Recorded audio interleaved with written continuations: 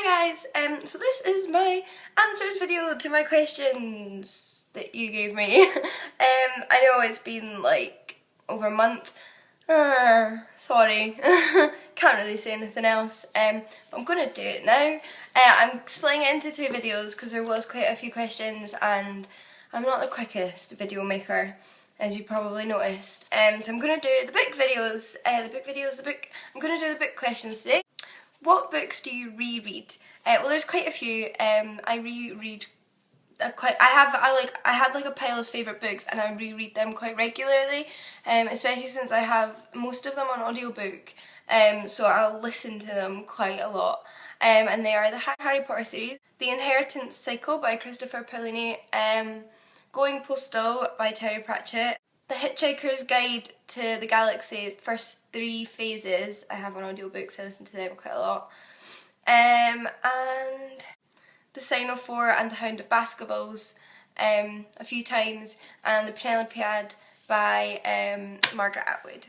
Of all of your favourite books, what would you like to see turn into film? Well, I would quite like them to remake a certain film, and that would be the Eragon film. I hated that film. It was such a letdown in comparison to the book, and it could have been so epic, and obviously they knew it was bad because they never made the sequels, so I would really like for someone like Peter Jackson to come along and remake that film and all of the sequels. I'd also like them to make the sequels to The Hitchhiker's Guide to the Galaxy because I love that series and I love Martin Freeman and I just think they'd be awesome. If you could choose 2 authors to write a book together, who would they be?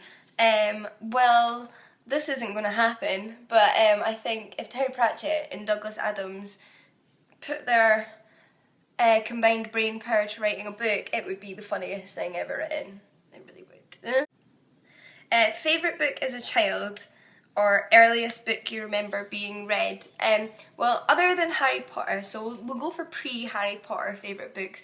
When I was younger, I was obsessed with these 2 book series. Was one of them? Maybe one of them was only a standalone, but I used to take them out of the library again and again and again because I never had my own copies for some reason, and they were Vlad the Drac and Count Alucard. Yeah, I don't know, when I was little apparently I really liked vampires, but none of this sort of weird sexualised vampires, just funny vampires.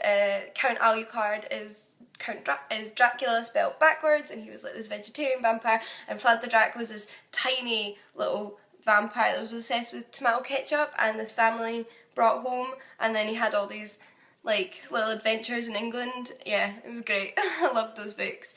I also remember I used to have like a massive Winnie the Pooh book, just of like a massive collection of loads of Winnie the Pooh stories, and it was illustrated, and me and my mum used to sit and read that together.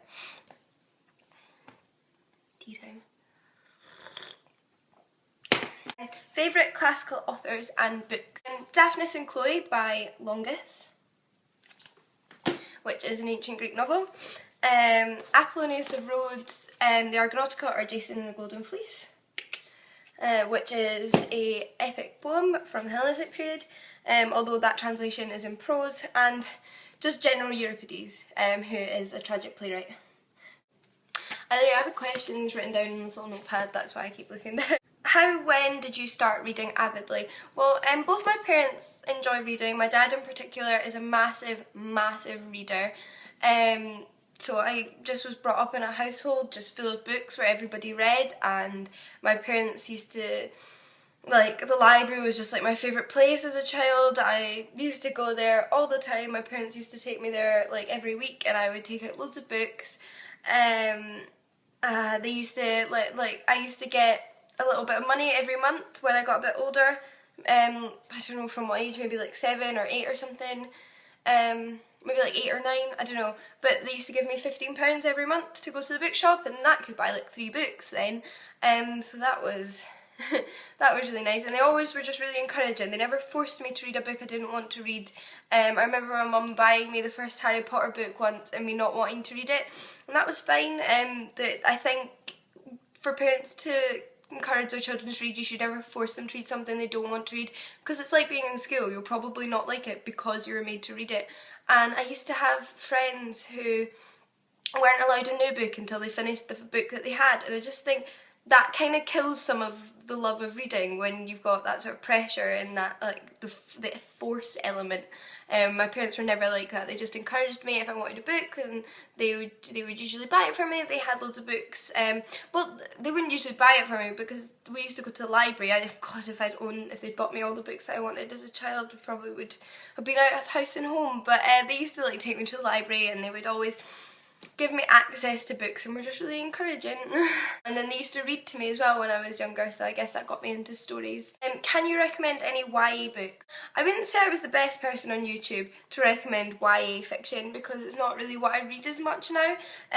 But a couple of my favourite like books from when I was a teenager would be YA that aren't really recent, obviously, but I still think they're really good and worth reading if you like that genre, and they would be the Wicca series by Kate Tiernan, which is a sort of paranormal fantasy, YA, little bit of romance. It's about this girl called Morgan who discovers Wicca, and is set in America, and yeah, it's just really, really interesting and a little bit different. Roxy's Baby by Catherine McPhail, I think it is, which is a more contemporary YA novel about this girl who's pregnant, and it's based on a true story. She's a young girl, I can't remember how old she is, but quite young, maybe like 15, 16. She gets pregnant, and she runs away from home, and she ends up in this house where there's lots of young pregnant women, and she thinks she's being taken care of and everything, but then there's like some mystery going on there, and I think it was a really amazing. I think Catherine McPhail's writing in general is pretty amazing, and I guess she would be considered YA, so I would check her out if you haven't read any of her books. They're really, really good. What characters from what book would you want to have their life either for the rest of your life or for one day? I don't think there's anybody who I'd want for the rest of my life. I'm quite satisfied. But for like a day, the comic books count because I would love to be one of the X-Men. I don't know, like Storm or something. I love the X-Men. Yeah, maybe I'd love to have like a mutant power. That'd be amazing. I'd be okay with that for the rest of my life, I think. Or like maybe Trillian or Trisha from Hitchhiker's Guide to the Galaxy, travel space a wee bit. That might be quite fun. If all your favourite fictional characters were about to die and you could only save one character, who would you save and why? Well, my all-time favourite fictional character is Dr. Watson. So probably him. Because what would I do if there's no Dr. Watson? What's the most beautiful book you own? This is one of my all-time favourites for the cover. It's also a really nice book, and it's Angela Carter's Book of Fairy Tales. As you guessed, Book of Fairy Tales, absolutely stunning cover. It's a hardback, which I love. It's got this really nice sort of off-white ivory colour. It's got a really nice symmetrical border, and yeah, just really nice illustrations. Just think it's really pretty, really fantastical and fairy tale like. I think that's just a really gorgeous. Any books that have changed your outlook on the world? I don't really think there are. Nothing that's really changed my outlook. I've had kind of strong yet developing opinions since a very young age. I think generally just because of the way I was raised. So there was nothing that really changed my outlook on life. I think some books that meant a lot to me, probably The Argonautica by Apollonius of Rhodes was what made me change.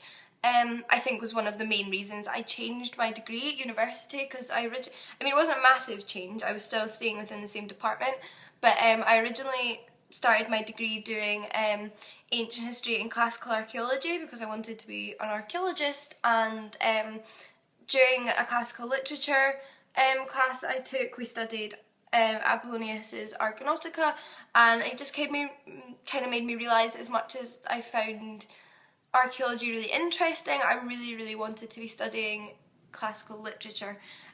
So I changed, and now I do classical studies, which is equivalent to classical literature and translation. I mean, there's lots of amazing political books out there that I've read, but they're usually things that I was already familiar with from the media and my parents and things like that.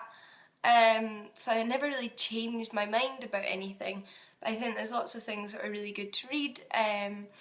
I think Marx is really interesting to read. Top 3 books of all time. Wow, way to put a lot of pressure on one question.